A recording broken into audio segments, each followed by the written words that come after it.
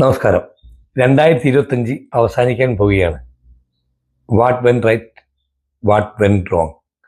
നമ്മൾ ഓരോ ദിവസവും ഈ രീതിയിൽ ചിന്തിക്കണം.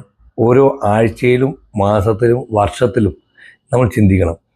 നമ്മൾ എന്തൊക്കെ നല്ല കാര്യങ്ങൾ ചെയ്ത് കടന്നുപോയി, എന്തൊക്കെ റോങ് ആയിട്ടുള്ള കാര്യങ്ങൾ ചെയ്ത് കടന്നുപോയി എന്ന് നമ്മൾ അനലൈസ് ചെയ്യാൻ തുടങ്ങിക്കഴിഞ്ഞാൽ നമ്മുടെ ഭാവിയിലേക്ക് വരുന്ന ലക്ഷ്യത്തിലേക്ക് എത്തുന്നതിന് നമ്മുടെ അകലം കുറച്ചുകൊണ്ടേയിരിക്കും.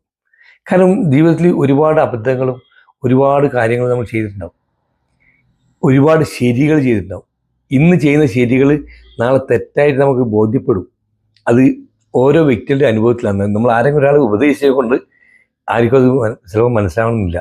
കാരണം അവർ ചിന്തിക്കുക അത് ശരിയാണ്, പക്ഷെ അവരുടെ അനുഭവത്തിൽ അത് എത്തി അത് തെറ്റായിപ്പോയി എന്ന് മനസ്സിലാക്കുന്ന സമയത്ത് അവർ തിരുത്താനുള്ളൊരു അവസരം കിട്ടണമെങ്കിൽ what went right, what went wrong എന്ന് ചിന്തിച്ചാലേ പറ്റും.